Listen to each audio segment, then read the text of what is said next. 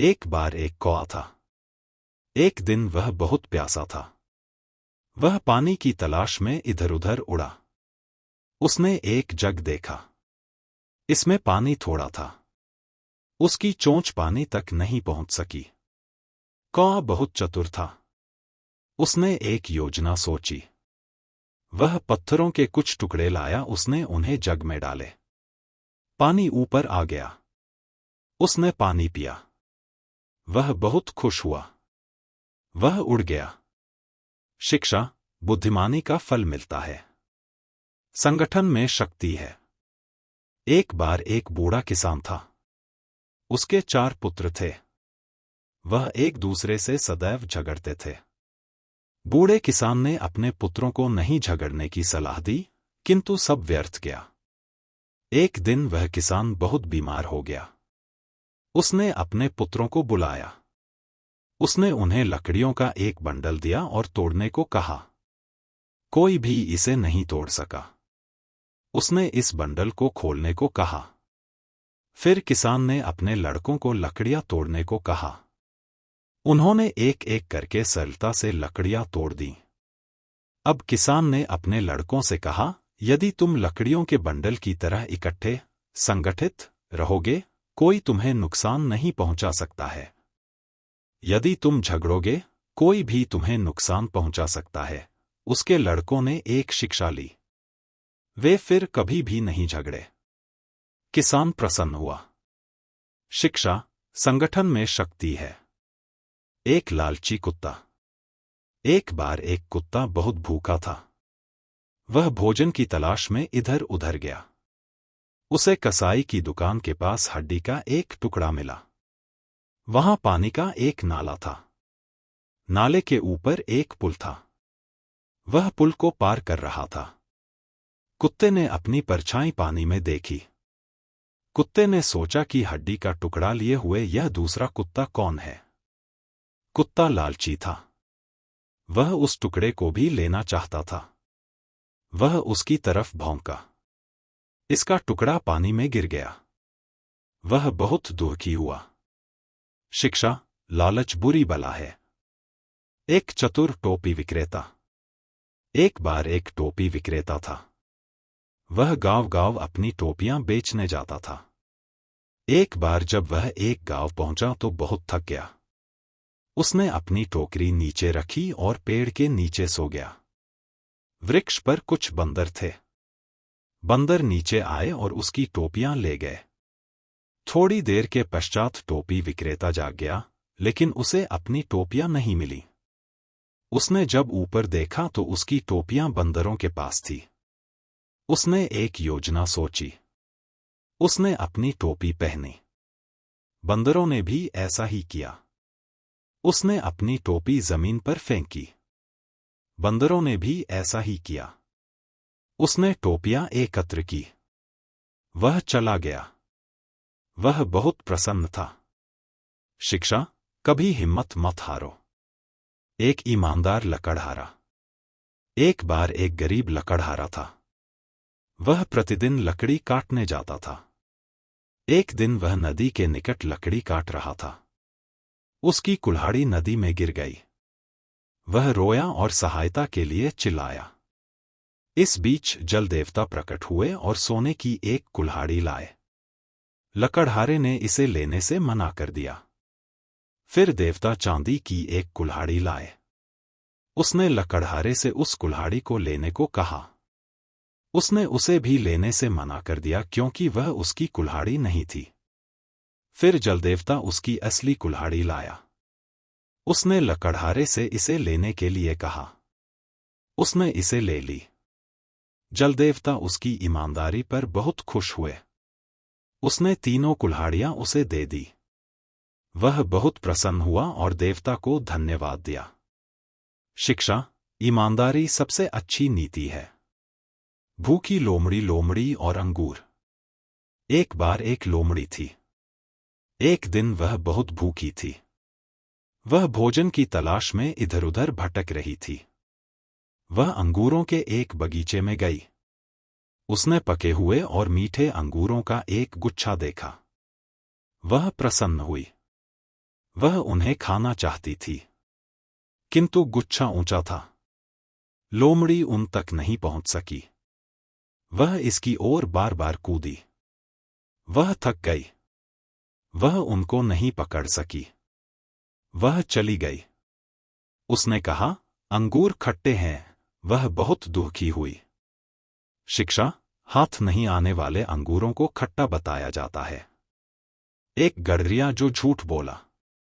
एक बार एक गडरिया लड़का था। वह प्रत्येक दिन भेड़ों को मैदान में ले जाता था। एक दिन वह चिल्लाया, भेड़िया भेड़िया, सहायता करो। गांव वाले दौड़े और वहां आए। उन्होंने वहां भेड़िया नहीं देखा। लड़का उन पर हंसा। वे नाराज हुए और वापस लौट गए। कुछ दिनों के बाद एक भेड़िया वहां आया। लड़का सहायता के लिए बार बार चिल्लाया। कोई नहीं आया। भेड़िए ने लड़के को मार डाला। शिक्षा, एक बार का झूठा सदैव का झूठा। खरगोश और शेर। एक बार एक जंगल में एक शेर था। वह बहुत से जानवरों को मारा करता था।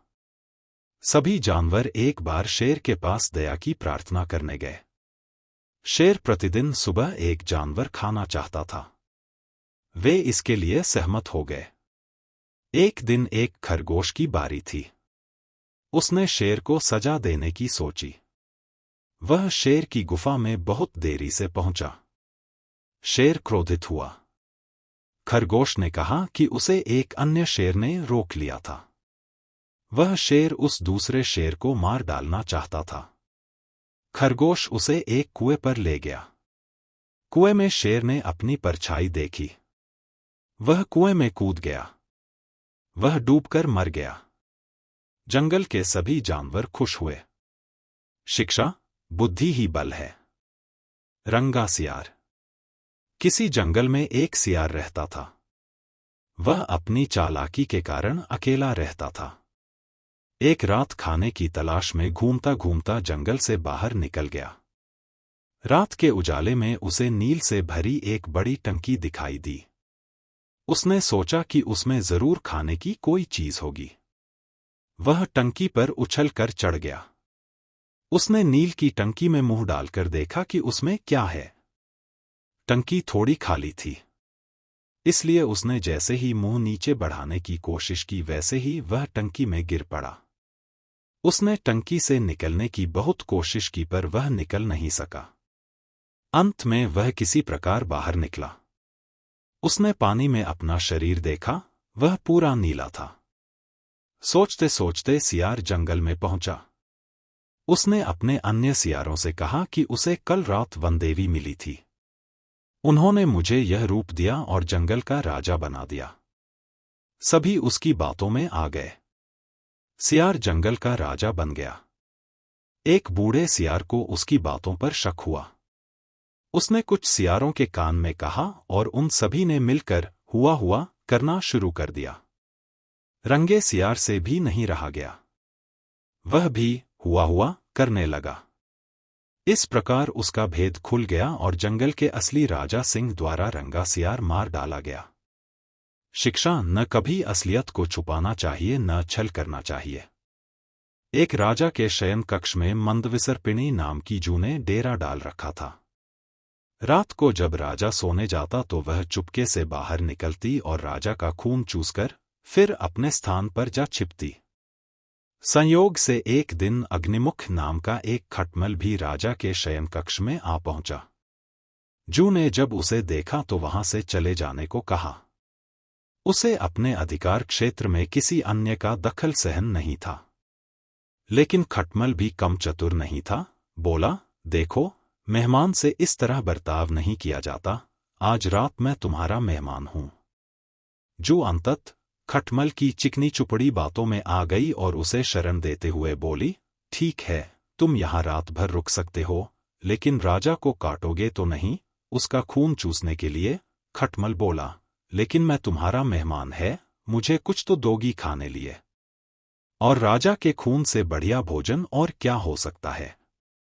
ठीक है, जू बोली, तुम चुपचाप राजा का खून चूस लेना, उसे पीड़ा का एहसास नहीं होना चाहिए।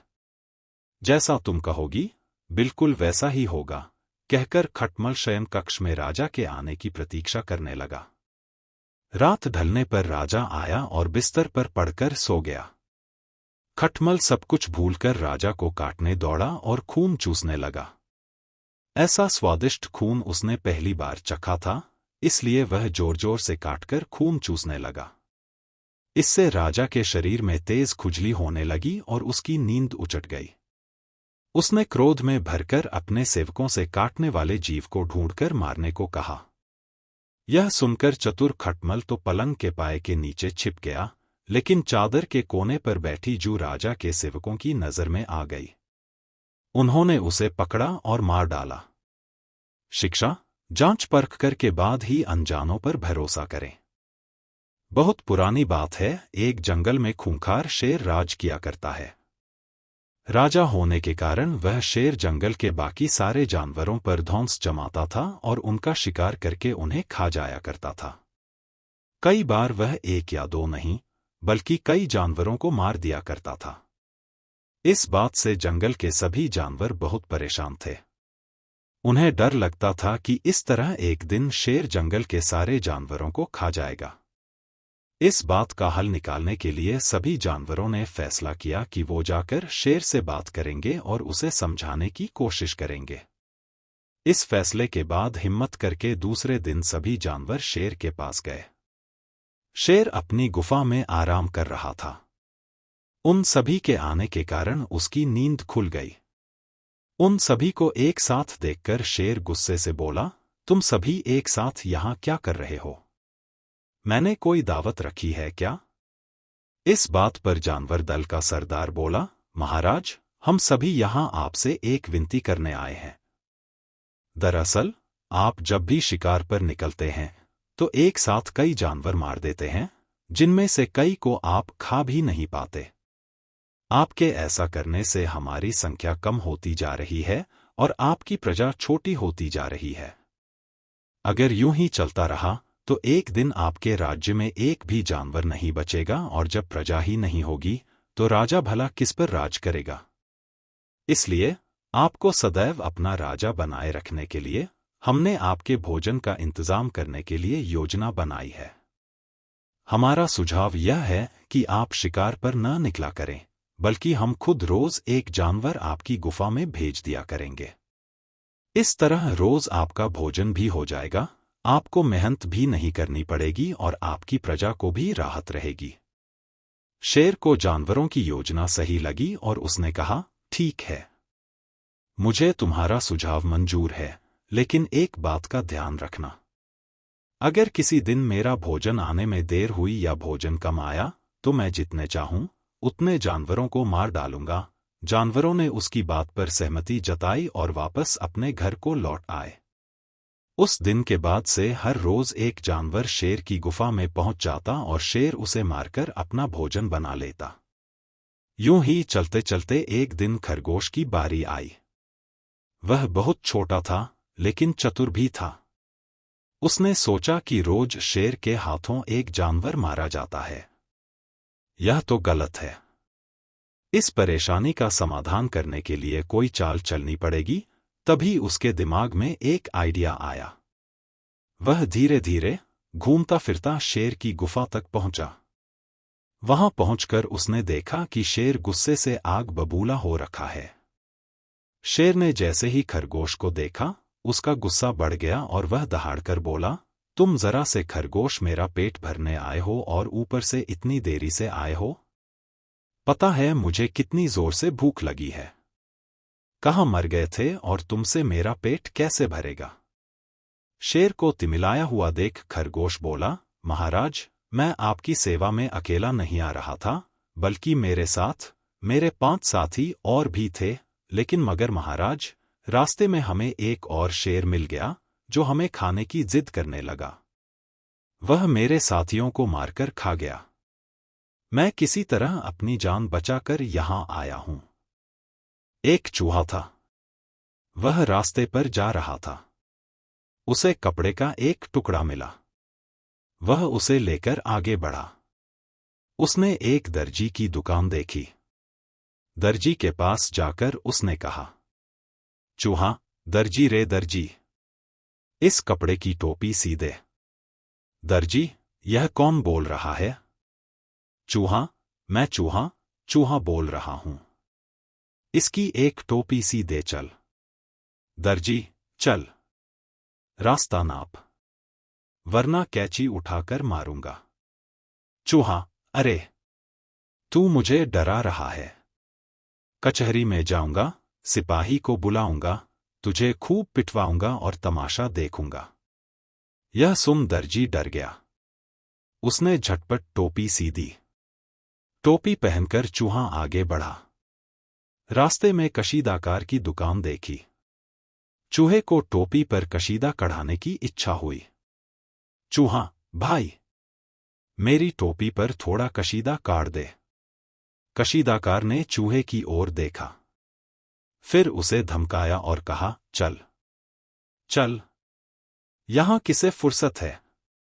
चूहा, अच्छा, तो तू भी मुझे भगा रहा है, लेकिन सुन, कचहरी में जाऊंगा, सिपाही को बुलाऊंगा, तुझे खूब पिटवाऊंगा और तमाशा देखूंगा। यह सुन कशीदाकार घबराया। उसने चूहे को कचहरी में जाने से रोका।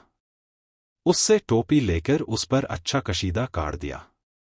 चूहा तो खुश हो गया। शिक्षा, जीवन में किसी को भी छोटा नहीं समझना चाहिए। लालची मित्र। किसी गांव में दो मित्र रहते थे। एक बार उन्होंने किसी दूसरी जगह जाकर धन कमाने की सोची। दोनों यात्रा पर निकल पड़े। रास्ते में जंगल पड़ता था। जब वे जंगल से गुजर रहे थे, तो उन्हें एक भालू अपनी ओर आता दिखाई दिया। दोनों मित्र डर गए। उनमें से एक को पेड़ पर चढ़ना आता था। वह भालू से बचने के लिए पेड़ पर चढ़ गया, पर दूसरा नीचे रह गया। जब उसे भालू से बचने का कोई रास्ता न सूझा तो सांस बंद करके जमीन पर लेट गया। उसने अपनी सांस को इस तरह रोक लिया मानो वह मर गया हो। भालू उसके नजदीक आया। उसने जमीन पर लेटे हुए मित्र को सूंघा और उसे मरा हुआ जानकर चल दिया। क्योंकि भालू मृत जीव को नहीं खाता, जब भालू उसकी आंखों से ओझल हो गया तो वह उठ गया और तब पेड़ पर बैठा मित्र भी नीचे उतर आया। उसने पूछा, मित्र, मुझे बेहद खुशी है कि तुम्हारी जान गई। पर एक बात बता, भालू ने तेरे कान में क्या कहा? दूसरा मित्र अपने मित्र से पहले ही नाराज था। वह उसे उसकी गलती का एहसास कराना चाहता था, इसलिए बोला, मित्र, भालू ने मुझे एक बहुत ही काम की बात कही है।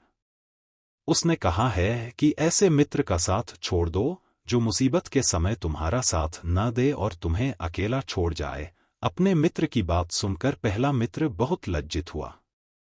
शिक्षा, सच्चे